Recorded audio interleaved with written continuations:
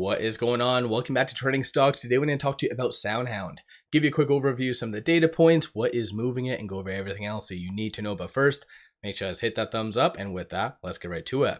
So SoundHound is down 5.73%, largely just piggybacking off of the broader market. 1330 the low, 1459 the high. So a lot of volatility. A lot of that volatility is stemming from the good data that did come out, and I know that sounds weird, but essentially with this good data, so unemployment came in at 4.1, forecast 4.3, non-farm payroll 256, forecast of 200. Both very impressive.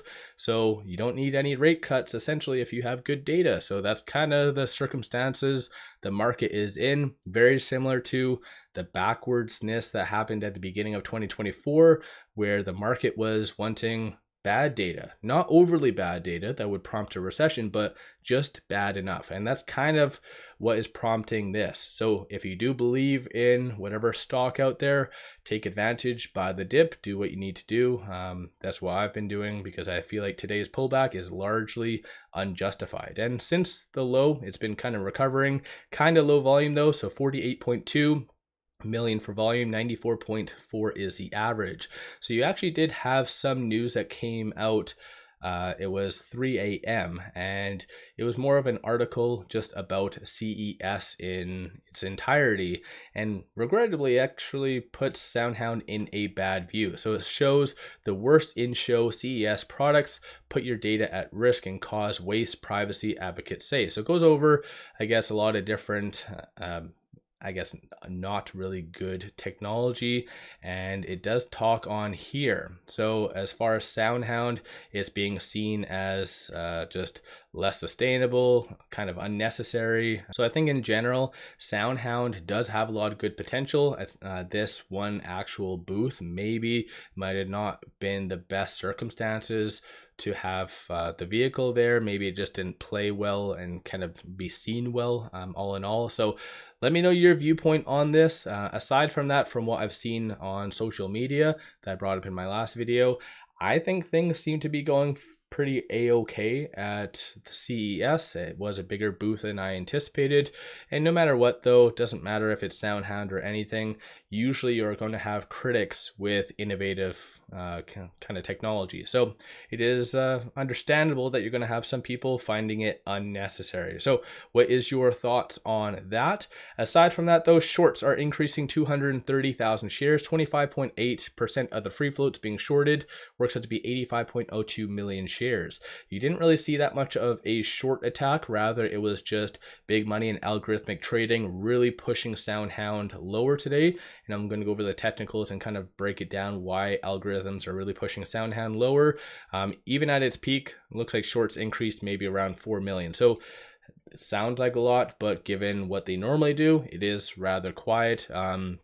Still though, as what they always do, they increase hard first thing and then they taper off. So right now, like I said, increasing 230,000 shares. This is the options so far today: 14 million in calls, 15 million in puts. 45% of all the options being done today are bearish in nature, and of the call options, you see a consensus for it to be back above that 1650. And then bears are anticipating for it to be sub, looks like $12 going into next week for the most part. So a little bit more downside is anticipated. And with today being Friday, just take note of some of the open interest. So with it at 14 and change, you have 1,000 at that $14 strike price, 2,000 at 14.50, and then 3,000 at 15. And then so forth and so forth. So a lot of that is going to be expiring worthless. So that's kind of the downside of doing options. One thing to take note of is $15, or the $15 strike price for next week. So if SoundHound is able to get above 15 and close above that by next Friday, so January the 17th, you could see a little bit of a bump up. But these are all the transactions occurring on the secondary market above $100,000. So this information kind of conflicts and is kind of opposite to what is happening. So you see actually a lot of big money buying the SoundHound dip. Not that much as far as frequency, but of this, a good about 80% are buys.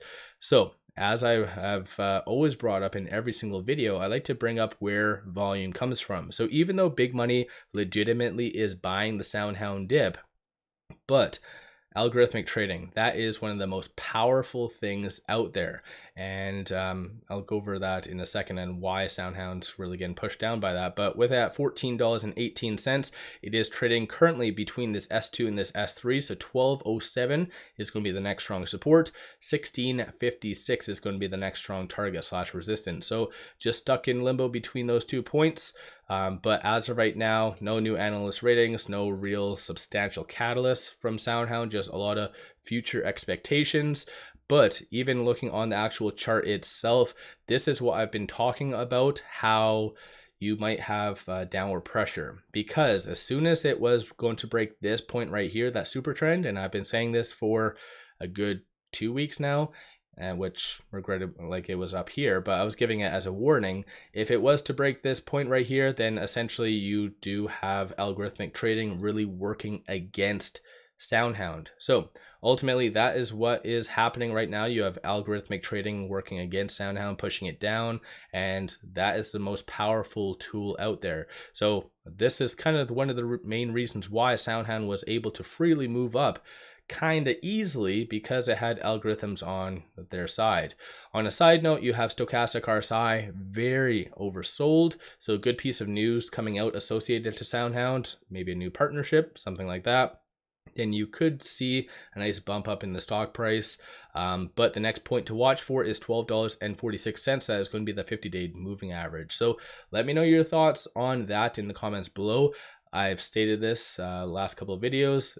The data has been absolutely on point that's been coming out, no different than today. So I think today is just a very deep overreaction. So if you believe in SoundHound or whatever else that is selling off, if you believe in those stocks bigger picture, take advantage, buy when there's a lot of blood. That usually does work out. But yeah, I think all in all, SoundHound is going to do a lot of good things in the foreseeable future. Just right now, it is following the technicals. And it'd be really nice if they actually did put out PR, for instance, just with their recent partnership with Lucid, and just go over some actual numbers. How much is Lucid paying for their technology? We can always wait for their earnings, but their earnings to encumber this would most likely be, when was that? Probably in May 2025. So ways out, but it'd be good if they come out and say, hey, we're getting this revenue, blah, blah, a little bit more context.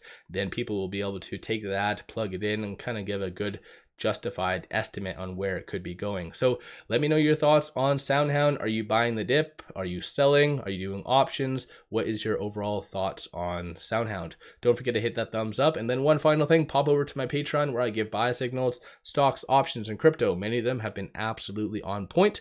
So pop over there and take a look. With all that, appreciate all of you watching.